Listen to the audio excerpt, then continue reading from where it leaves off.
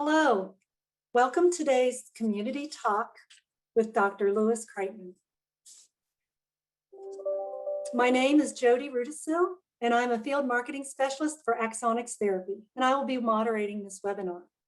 Your video and audio has been disabled, so we cannot see or hear you. If you have any questions for Dr. Kriteman throughout the webinar, please feel free to type them in the chat feature located at the top or bottom of your screen. I will direct those questions to Dr. Kriteman during the Q&A session at the end. Please note, all questions will remain anonymous. We are only able to answer general questions and are not able to utilize this setting to diagnose your condition. Towards the end of the presentation, you will see a poll on your screen. Please answer the 3 questions. This will help us understand how the event benefited you and how we can help in ways to improve. I will now show you a few important safety information. Regarding important safety information, Axonics Therapy is indicated for the treatment of overactive bladder, fecal incontinence, and urinary retention. Results and experiences may vary. If you would like additional information regarding safety and risks, you may visit www.axonics.com/ISI. This evening, Dr. Kriteman will be speaking about bladder and bowel dysfunction, the common symptoms patients experience, and treatment options that may help you regain bladder and bowel control. Without further ado, I would like to introduce Dr. Louis Kriteman. Dr. Kriteman, it's all yours. All right. Well, thank you, Jody. Hopefully we've got everything up and going. And to everybody out there, I appreciate you taking the time right around dinner time. And it's nice to be able to do a webinar without having to put a mask on. So I see everybody, at least the folks that are on the Axonics team that don't have to wear masks. That's great for all of us. For those of you who know me, welcome. For those of you who don't know me, also welcome. I'm Louis Kriteman. I'm a partner with Georgia Urology. I've been in practice here in Atlanta for over 20 years. I specialize in voiding dysfunction, both in men and women, and lecture on various topics and teach on various topics and procedures, not only nationally, but internationally, present at the meetings both nationally and internationally as well. My offices are in Cumming and in Roswell. And as I mentioned at the top, I'm with Georgia Urology. So we have over 50 providers or 50 physicians and an additional 30 providers on top of that that are waiting to get you taken care of and improve your voiding dysfunction. So I'm going to move through these slides. And before I do that, I just want to thank Axonics for putting this together. And my rep, Jacqueline, and Jody and the rest of the team, thank you for helping get this all set up.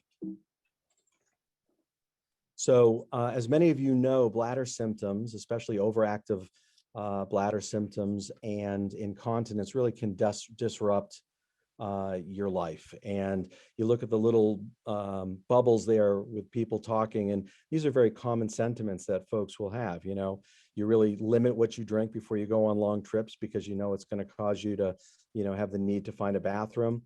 You have to get up in the middle of the movie because you can't make it through the whole movie and you miss the best part. And there are a lot of times where people, as soon as they get to an outside location or a different restaurant or supermarket, the first thing they do is they look for the nearby bathroom because their symptoms really have disrupted their life and taken control of their life. It's estimated that about 50 million people in the United States suffer from overactive bladder, and that number is probably on the low side, mainly because some patients really just don't even bring this to the attention of their physician. A lot of folks feel that this is a normal part of aging. They saw their mother or their grandmother. Men see their grandfathers who had problems with, overactive bladder or urinary leakage. And so they think it's a normal part of aging and they don't even report it. So 50 million is what's reported. The number is probably higher than that, but obviously it's a big deal and something that we need to take into account and really pay attention to. So I'm going to use this time to talk about definitions and to, mention phrases and things that we in the medical side, talk about all the time. And it might help you understand when we talk a little bit further about these procedures, what we're actually talking about. So when we talk about overactive bladder or OAB, this is the sudden urge to urinate, whether it be with leakage or without leakage. So we kind of break OAB down into dry overactive bladder and wet overactive bladder. I think all of us on this call, everybody will get urges to go to the bathroom.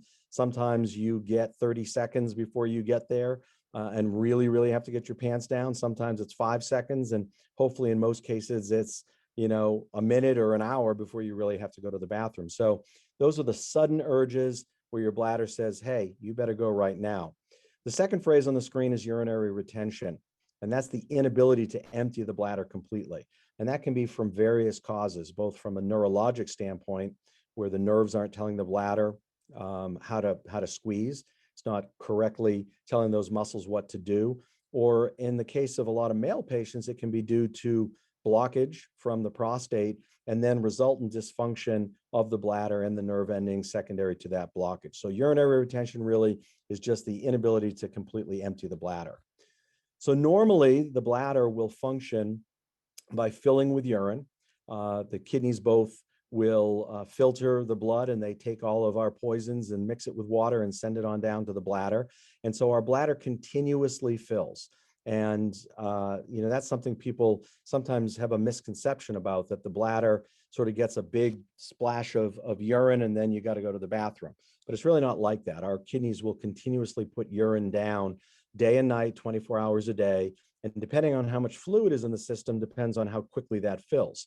And so point number 2, the rate of filling depends on fluid intake, is exceedingly important. A lot of times I have patients who have overactive bladder symptoms and urgency symptoms. And when we really boil down all of the information, it turns out that they're just drinking too much fluid. And so, the more you drink, assuming your kidneys are functioning appropriately, the more you're going to need to empty your bladder. And so when we do bladder diaries and we look at how much fluid is being taken in, sometimes it's too much. And what I typically tell patients is most of the time your thirst mechanism should be working appropriately. So if you're thirsty, you probably need fluid. If you're not thirsty, you don't need to force the fluids. And so obviously there are some patients who need to drink more if they're prone to dehydration. There are other patients who need to drink more because they have kidney stones, for instance. But the overall vast majority of patients really should be drinking when they're thirsty.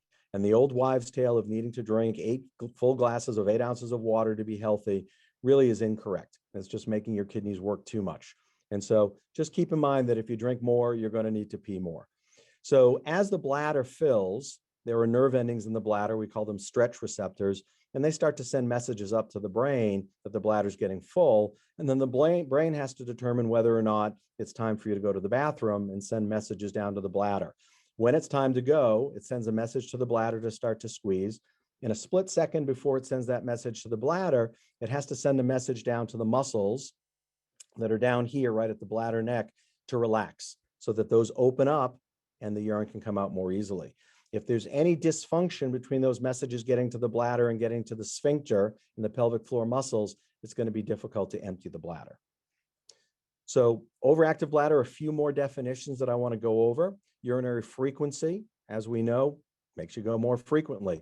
Typically, we use 8 times a day as sort of the benchmark of what is frequent urination. But again, if you're somebody who drinks a ton of fluid, that number is going to be invalid. Urinary urgencies, the sudden urge to urinate, as we've noted. Urge incontinence is that urge to go to the bathroom and you can't hold your urine. You can't get your pants down fast enough before the urine starts to come out. And that's the bladder starting to have a contraction before your brain tells it it's okay to do so. And then lastly, on the right is nocturia. And all nocturia means is frequency of urination at nighttime. That becomes more of an issue as patients get older. That is both an issue for males and females, but it's usually the most bothersome symptom that most of our patients have because it interrupts sleep. So what happens with the overactive bladder? There are different reasons why overactive bladder can happen, different etiologies that we talk about, but most of the time there's an abnormal communication between the brain, the spinal cord, and the bladder as far as the messages going back and forth and figuring out whether it's time to go or not time to go. So this may lead to the feeling of an urgent need to go to the bathroom, and sometimes the bladder starts to contract without us being in a situation where we want it to contract. meaning not in the bathroom. This may cause you to need to rush to the restroom and even leak or lose urine before you make it. And so most of the time, what we find, especially in the female patient, is that there is a abnormality in the connection between all those nerves. And if we could just straighten that abnormality out, if we can make those nerves work correctly, it really is the best way to take care of this issue. So back to our definitions, one other thing that I want to mention, because we do see it in the incontinent patient, is something that we call stress urinary incontinence. So stress incontinence doesn't mean you leak when you're stressed or freaked out or anxious. It means that when you do activities where you increase pressure to the bladder, we call it Valsalva pressure, where you bend over and pick up something heavy, or you cough, or you laugh, or you jump up and down, the pressure that's pushed on the bladder overcomes the squeezing pressure of the urethra and you leak urine. That's called stress incontinence. So many people have stress incontinence, and that's the only type that they have. As we've talked about over here, we have urge incontinence, urinary urge incontinence.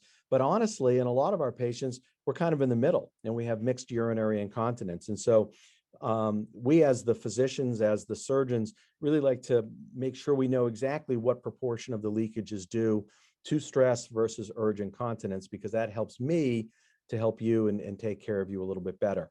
When we do workups for this, that's something that we also help to skinny out and get an idea of how much of this is stress, how much of this is urge. So as we mentioned, I think at the outset, having incontinence of any kind really can affect the quality of life. It can affect things from a physical standpoint, because you don't want to participate in physical activities because you're afraid you're going to leak. Obviously, the social aspect, reducing social interactions, not going out to eat, not going to the movies, altering travel plans because you're afraid of not being close to a bathroom and having to go to the bathroom. Psychologically, it can be very impactful to have incontinence with guilt or depression, loss of self-respect, obviously, if you're wetting your pants, and that's something that folks can see, and having a fear of accidents, and that certainly can weigh on somebody's conscience. Sexually, avoiding sexual contact or intimacy because of the fear of leakage. Certainly the occupational issues, if you're absent from work, or you're decreased productivity because you're always getting up to go to the bathroom. And then certainly the wearing of pads or diapers, special bedding, and then changing clothes frequently. So lots of different reasons why incontinence can affect the quality of life that we obviously need to know about and take into account. So several points here. The condition is not a normal part of getting older, although urinary incontinence does tend to worsen as folks get older, but it doesn't necessarily mean just because you get old that you're going to have incontinence. It's not just part of being a woman and being a woman who's getting older, or just a man who's getting older and his prostate's getting larger.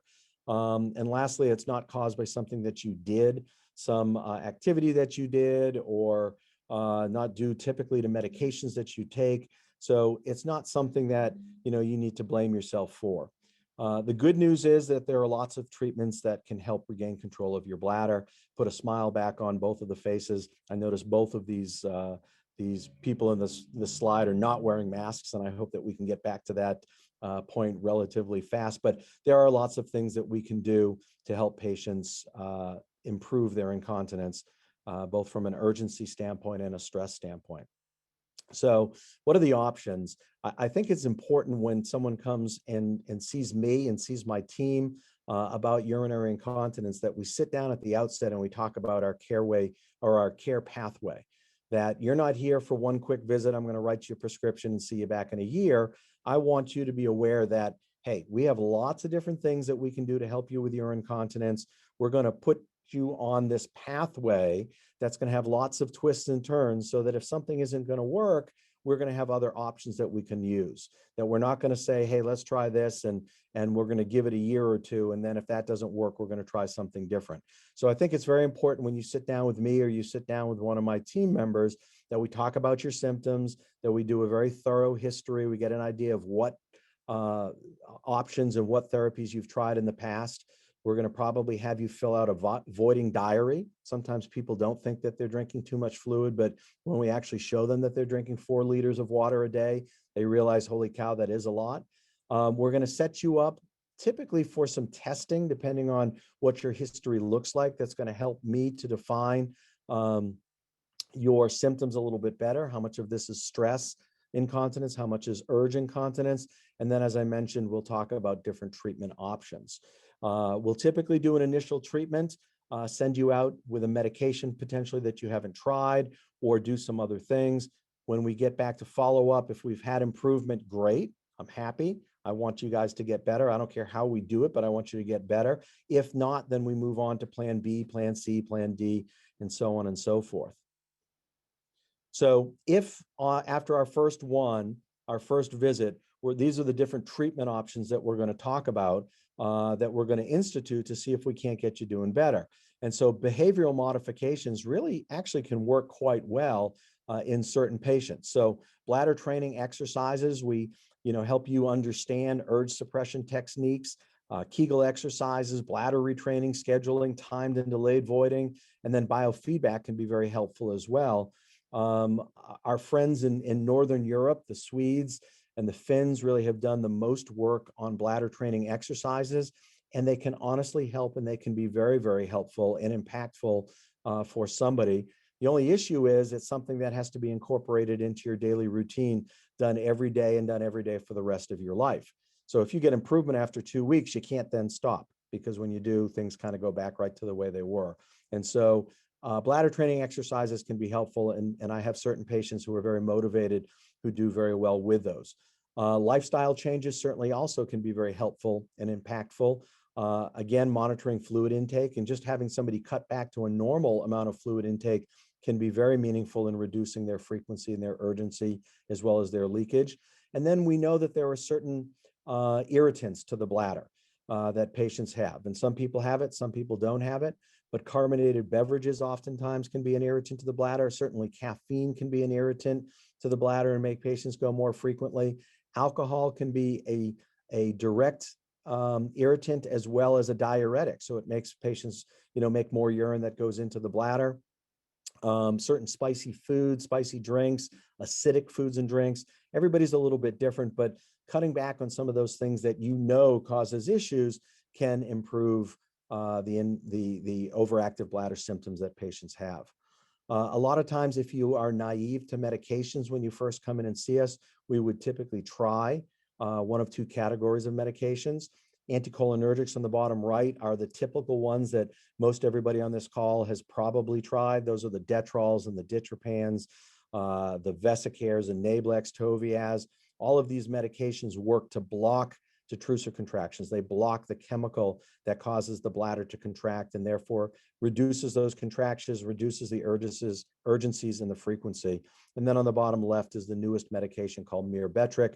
That works a little bit differently by relaxing the bladder, but essentially is trying to accomplish the same goal.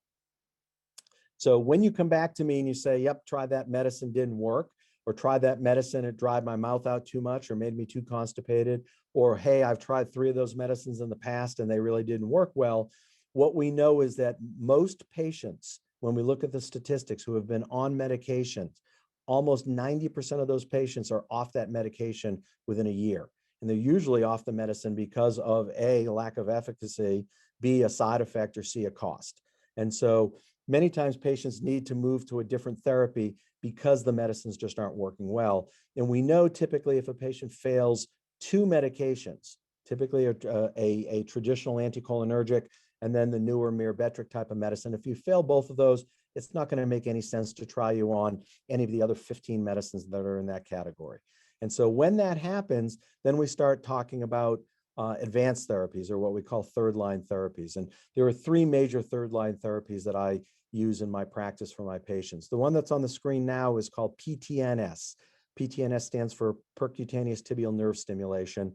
And it's really kind of an acupuncture treatment that you come into the office for. We put a little acupuncture needle in down here by your ankle bone, and it's connected to a generator which sends impulses up the nerve into the spine, into the same area of the spine where the nerves come out and go to the bladder.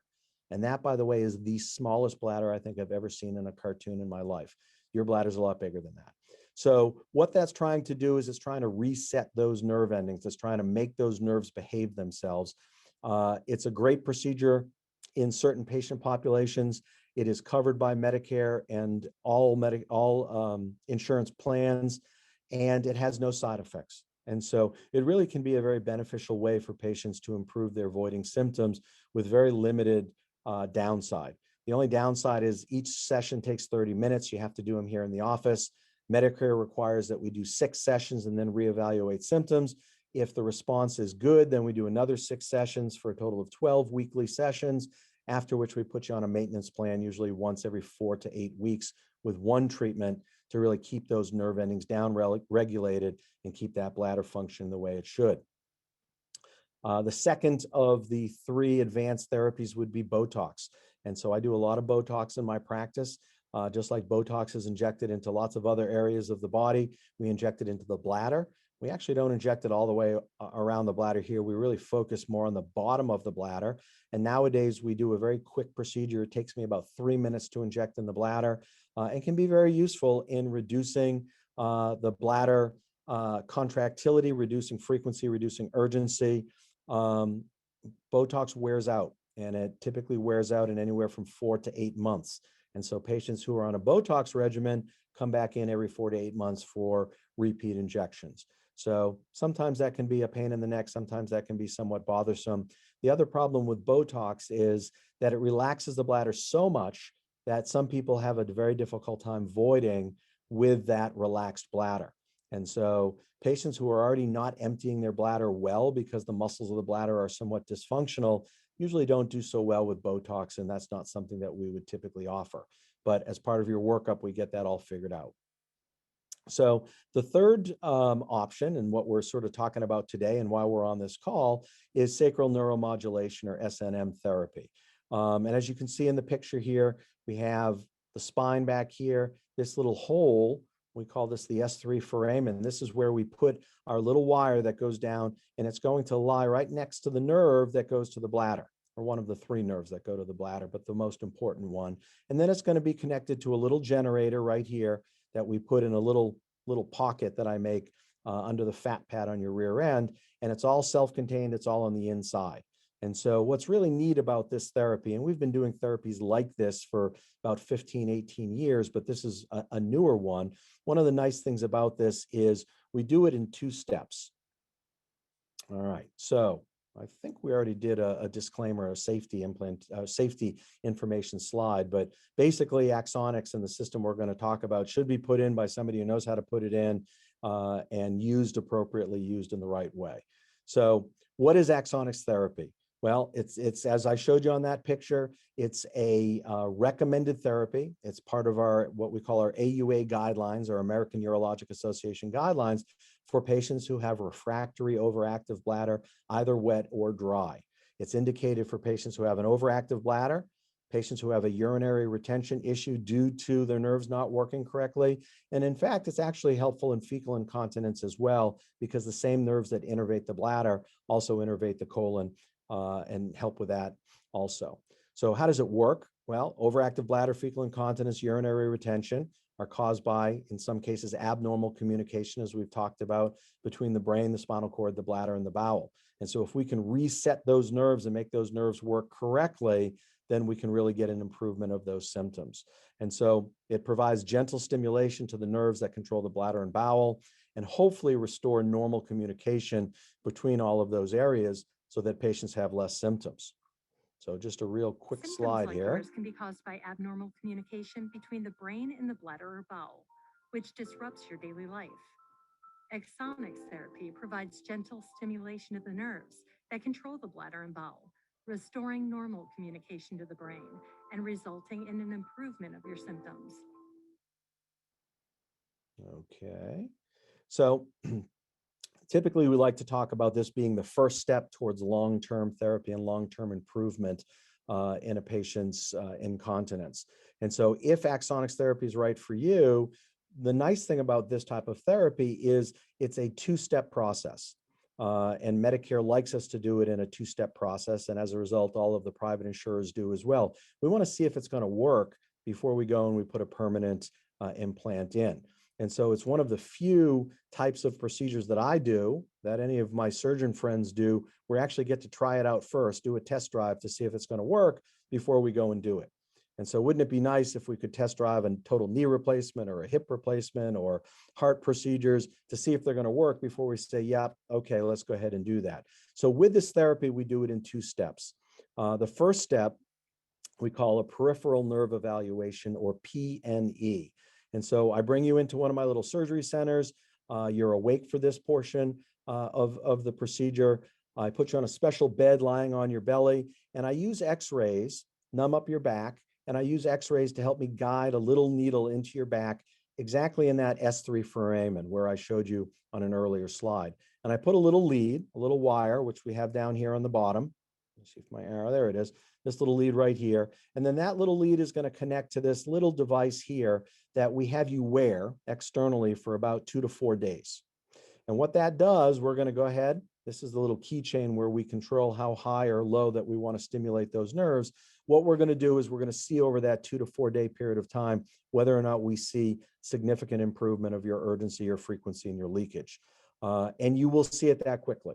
So it doesn't take weeks or something like that for this procedure to help with your symptoms. We really should see improvement in, like I said, 24 to 48 hours. If that works well, we have you come back into the office. All patients come back into the office in 3 or 4 days. We take those little leads out. If we see appropriate improvement, then we get you set up for a permanent implant. So after your test drive, if you say, yeah, I like that, I think we need to go forward and do that, then we get you set up for the permanent implant. This is the little permanent generator. This is the size of that. You see a quarter next to that. And this is our generator. This is a combination of the battery as well as the device that sends the impulses along the lead into that nerve to keep that nerve down regulated and keep that nerve happy.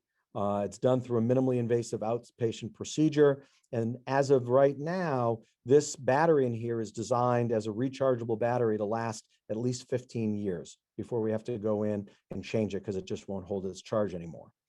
One of the nice things about this new device is that it is accessible for us to do MRIs.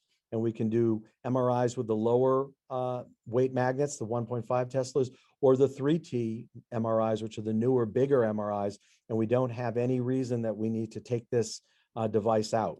In the olden times, 10 years ago, when we had patients who had a different device implanted, we'd actually sometimes have to explant, we'd have to remove the device if it was important that patients have MRIs. So with the newer devices, not an issue, nothing that we have to worry about. We just have to turn the device off, put it into a different mode when you have the MRI. As soon as you're done, we can turn the device back on. The remote control for this kind of looks like what you would see on your keychain. I do recommend to my patients they don't attach it to their keys and throw it in the pocketbook because these things can be pressed inadvertently. And so the point of this slide is showing you, how small the little control device is and how easy it is to use that to go up and go down. When we want to do changes in programs, it's a little bit more complicated, but most of the time you won't be doing that. Most of the time we'll be doing that here in the office with you, or our reps will be doing it with you as well. When you need to charge the battery, and it depends on how high we have our levels of stimulating those nerves as to how long the battery lasts. Most of our patients, the battery is lasting between 2 and 4 weeks before it needs to be charged. You get a little charging device down here that sits right on where the generator is underneath the skin. It gives you a nice little beep when it's in the correct position. And then you sit down and you charge for how long you need to charge before it's fully filled up. Most of my patients, they'll do that, reading the paper or watching TV. It will typically take, like I said, less than 60 minutes to charge. We were worried about how difficult it would be for our patients to do charging. And when we looked at the studies, over 94% of patients found the charging frequency and the duration of having to charge acceptable. 94% said that. 98% of the patients were charging less than 7 days or more, less frequently than 7 days when they were doing charging. Most of our patients, like this lady here, really sits and reads the paper. They're charging behind there, eating dinner, watching TV. Very easy for them to do. And as she says, she carries her remote, but really doesn't ever have to use it to make any changes. So once you get the settings kind of working the way you want it to work, it's unusual for us to have to change those settings, after that. This is meaningful and lasting improvement of the frequency, the urgency, and the incontinence. And so when we look at the 2-year mark of these folks and see how many of those patients are happy with their therapy, 93% of folks who had Axonics placed still saw clinically significant improvements of their symptoms. And so if you remember back to my earlier point where patients, 90+% of patients stop the medication. This is kind of the reverse of that. 93% of these patients are still using this at the 2-year mark. And, anecdotally, when we look at it after 2 years, most of my patients are still, greater than 90% are still using it and seeing clinical improvement. 90%, over 90% of patients were satisfied with their results at the 2-year mark. 94 said they were satisfied. 93% said they would undergo therapy again or recommend it to a friend as a good way to take care of urgency, frequency, and leakage. I see this sentiment all the time. It's fantastic. It got my life back. I don't have to look for bathrooms all the time. The implant procedure really was a lot easier than most folks would think. Typically, when I do this procedure, the little pocket that I make on the backside is very tiny. It's typically about an inch and a half long incision. I close that up with absorbable sutures. You might be a little sore for a day or two, but most of our patients really do quite well after the permanent implant. So if this is something that seems like it might make some sense, and I think anybody who has overactive bladder, with it being either dry or wet, or urinary retention, potentially due in the males to prostate issues or to neurogenic neuropathic issues due to spinal problems, I think that you deserve a workup. I think that you deserve to see whether or not we have some tricks up our sleeves that might get your situation better. And so I would absolutely encourage you to schedule a consultation, with me or my team. I do have some mid-level providers, my PAs and nurse practitioners, that really work extremely closely with me and know exactly how patients need to be worked up so that we can get you to the best therapy for you, whether that's continued or a different medication, whether that's PTNS, Botox, or certainly getting a permanent, hopefully permanent, response for this with the Axonics. That's something that we would, want to do. And so I'm going to leave this slide up here because if it's something that you're interested in learning more about, give my office a call at the 770-475-7550 number. You press option 1, and then the code to kind of get you through all the rigmarole and get you to the right person is going to be Axonics OAB, Axonics Overactive Bladder. And if you say, hey, I'm calling about the Axonics Overactive Bladder, what we'll try to do is get you in to see either me or one of my mid-level providers, within a week or 10 days, so that we can sit down and get the ball rolling and see whether or not it makes some sense for us to move you along, to something that would be helpful for you and impactful and sort of change your life. And that's what I'm hoping that we can do, for the majority of you out there who've had issues with this problem. And so with that, I'm going to leave this slide up. I see that we've got the quick poll that the Axonics folks want you to answer to see if there are things that we can change, and then we'll open it up to questions.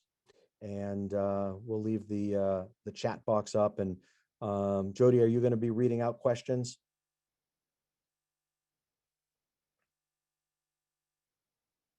Let's see if Jody's still there. I think she is, and she's muted. And so hopefully that was helpful for folks and gives you an idea of what options are available. If you've tried medicine in the past, if you've tried Detrol 10 years ago and it didn't work, or it worked for a little bit and then it stopped, or you had side effects that were too difficult, or the medication was too, expensive, or if you're naive to any treatment and, you're all of a sudden starting to have issues, that's kind of what we do. Those of us who specialize in avoiding dysfunction to get you doing better than you're doing. And so I'm going to leave it up to Jody now to let me know if I have questions that I can certainly answer for anybody. Yes, definitely. So here's where we've got the Q&A session. So just want to let you all know, let me go ahead and stop this so it gets out of everybody's way. And so for Dr. Kriteman, if you have any questions that you would like for Dr. Kriteman, please make sure to enter those in the chat feature. You just type those in. You'll find that by hovering your mouse down at the bottom of your screen, or maybe at the top where you'll find your toolbar. So in the chat, just please type in your question. As a reminder, your questions will remain anonymous. So we will only answer general questions. So let's see what we've got for you, Dr. Kriteman. So the first one we have is when you were talking about the trial. a patient has asked, how would you define improvement? So when you think of you're getting the trial and the patient will then go on to get the permanent implant, what's your definition of seeing that patient improve? Yeah, and that's a great question. It's not really my definition. It's actually Medicare's definition. And so one of the things we have you do prior to the trial or the PNE, the peripheral nerve evaluation, is we have you fill out a avoiding diary. And it asks you how many times you pee and how many times you got an urge and how many times you leaked. And if you leaked, how many times you had to change your clothes or change, a pad. And then we have you fill that out again once you have the PNE in place. And Medicare likes to see a 50% improvement of any of your symptoms. So whether it's the urgency portion, the frequency portion, the leakage portion, they like to see that and show that. And so we go ahead and we scan all of that information in so that if there's a question down the road, if you really had improvement, then we have that data. The reality is that, for me, I ask a patient, did this help? Did this help enough that you want to go ahead and move forward with a permanent implant? And I will tell you that my conversion rate from the PNE, from the trial period to doing a permanent implant is over 90%. So over 90% of my patients who have the trial, the 3-4 day trial, over 90% of those patients end up going to a permanent implant because they get enough improvement that they want to go ahead and they want to get that done. So that's a great question. Great. That's fantastic results. And I like that you get to try it before you buy it. Correct. Yes. Okay. So another question that we have that came in is it possible to go swimming with this device that's implanted? Yeah, absolutely. So the only thing we have to be concerned about is the healing process of the skin, both over where the implants go into the back and then the little pocket that we make and we seal up. Technically, that should take about 3 or 4 days. I'd probably recommend you wait 7 to 10 days before you submerge underwater. And once you're healed, once the skin's healed over, then swim to your heart's content. It will not be an issue. Great, thank you. Another question we have that came in from a patient is, if the implant has to be removed for any reason, would your overactive bladder symptoms return? Yeah, they would. And so unfortunately, this is not something that, sort of like medicine. So if you take medicine and it improves the overactive symptoms, as soon as you stop the medicine, you're going to have those overactive symptoms. So having the implant put in does not permanently affect those nerves. They constantly have to be reminded that they need to behave themselves. And so as a lay person's way of putting it, I kind of say this is like your bladder pacemaker. And you need to have that pacemaker working all the time to make sure that those impulses in your bladder are kept at bay. And so unfortunately, if you have to have it taken out for any reason, your symptoms will most likely go back to the way they were prior to putting it in. Thank you very much. We've got a couple more questions. These are very good questions. Thank you to our audience. Would you be able to share the approximate cost for the implant and the procedure? No. Okay. I know that's the only a reason why I difficult say one. that is, it's approved by Medicare and it's approved by all of the private insurers that I work with, which is pretty much all of them. So I don't know what the cost would be if you were paying out of pocket.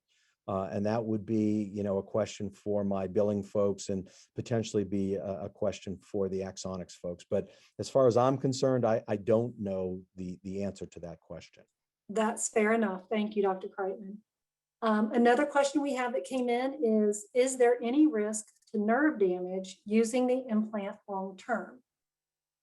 Not that we've seen. So, we've really studied a lot of nerve procedures, and this isn't the only nerve procedure that we do. People have TENS units put in where they stimulate the nerves that are, in the back going down to the legs. We've been looking at other devices that are similar to this, that aren't as advanced as this, that have been used for over 15, 17 years. And no, we really don't see any detrimental negative impact to stimulating those nerves over the long-term period. Thank you very much. We've got another one from one of your patients. How unusual is it for a 61-year-old to need to wear light pads for stress incontinence once you've had Axonics? So Axonics isn't going to do very much for stress incontinence. So you get an Axonics put in, that's really mainly for urge incontinence. and urge and frequency, as well as some bowel issues. Not going to do a lot for the stress component of that mixed incontinence. So typically for mixed incontinence, it's going to be those pelvic floor strengthening exercises that are going to help that. And if that doesn't do the trick, there's no magic pill or no magic implant. That's where we start talking about surgical procedures, to help prevent that bladder neck and that urethra from moving down, which is the main reason why people have stress incontinence. So to the first part of your question, how frequent is it, or how common is it for a 61-year-old to have some leakage? It depends on so many different factors. It depends on prior pregnancies and how big babies were, and whether they were delivered vaginally or whether there were C-sections. It depends on activity level, and it depends on anatomy. And so there are too numerous factors that can contribute to that for me just to say a 61-year-old should have this, this, or this. And so is it common? Do I see it all the time? Absolutely. Okay, thank you very much. Are there any other questions that we have that anyone would like to ask at this time? I'll leave it out there for a few minutes. Okay, let's see what we've got. We've already answered how long to see if we've seen symptom relief once you get.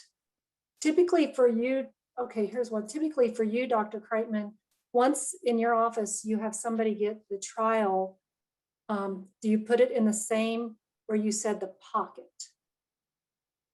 And do you go in, and is that within like a week or two after the trial? Yeah, so we do the trial, and everything is external. So you actually have two tiny little wires that run into your back. They're wrapped up and they're put underneath a big bandage, not a big bandage, but a little bit of a gauze pad and some saran wrap on your back. And that's your trial. So everything is essentially external. You come back in 3-4 days later, we see how you've done, and we take those out. That has to come out because it's an external device. And if you have improvement of your symptoms, and over 90% of my patients have enough that they want to have the permanent implant, then we set you up for a permanent implant. When I do the permanent implant, that's usually done with you asleep. And that's where I make that little pocket, and everything is on the inside. Everything's under the skin and nothing you have to worry about. And I get you in as quickly as I can do that as far as my surgical schedule is concerned. So usually I'm booked out anywhere from 4 to 6 weeks for any type of surgical procedure. So if we decide we want to do a permanent implant, then usually you're going to be put in the queue for that. Okay. And we've got a couple more. We've got, if you're on Botox, should you consider a change? I guess it depends on how well the Botox is working, and whether or not it's troublesome for you to come in every 4, 5, 6, 7 months to have the Botox done. I have plenty of patients in my practice who do Botox and have been doing it for years and years, and they do very well with that. For me to do Botox on a patient literally takes 3 minutes. And so you're in and you're out. You have a little bit of discomfort for less than a day, and you tend to do pretty well right at the outset and continue to do well until you need to have that Botox redone. That being said, some people, it's more of a pain in the neck, and they want to go ahead and they want to change things and try to do something that will be more of a permanent solution. The other issue with Botox, as I mentioned in our talk, is that Botox can sometimes exacerbate issues when men or women don't empty their bladder particularly well. And so if there's a component of incomplete bladder emptying, sometimes Botox makes that worse. Sometimes Axonics makes that better. And so it really just depends on the individual as to whether or not they should switch. I usually tell patients, if it's working, if it ain't broke, don't go ahead and fix it. And so if Botox is working for you, then I would continue with that. But if you wanted to get more information about what things would be like if you didn't have to do that, come on in and we'll talk. Okay, great. And we just have a few more questions, everyone. I have a question, and you had mentioned this before, Dr. Kriteman, that you do have people in your office that help with patients who might not have insurance. Mhm. Okay, perfect. So that is a yes. And then also, will sacral neuromodulation work when there has been nerve damage to the bladder as a result of lumbar surgery? That's a good question. And the answer is yes, no, maybe. It's difficult to tell because nerves are so darn complicated as to, what nerves were actually damaged, how far along the line of where those nerves are from the spine they've damaged. The bladder itself is innervated by three major nerves, S2, S3, S4. And if you've had damage to one of those three, we might be able to stimulate the other two and get some decent results. And so, without making any promises, I would say it would certainly be worth a try to see if any of the nerves are working well enough that we could, modulate those enough that you got some improvement. So I have had patients who have had nerve damage during pelvic surgery or nerve damage from spinal surgery, fusion surgery, that end up having issues with their bladder, that sometimes we can overcome those issues with this type of therapy. Okay, thank you. It looks like we're about out of time, so we're going to have to wrap up by now. And Dr. Kriteman, thank you so much for your time. We greatly appreciate it. And for your audience out there, everyone, I just hope that this presentation was beneficial. And again, as a reminder, and let me go ahead and put that up on the screen. So if anybody wants to ask Dr. Kriteman if you need more information or you'd like to schedule an appointment, you've got that up there. So please call Dr. Kriteman's office. And we really appreciate you all joining us. And thank you so much for being with us, Dr. Kriteman. Again, we hope everyone enjoys their evening. You're welcome. Thanks, everybody. Great. Appreciate your time. Appreciate your attention. Great. Thank you very much.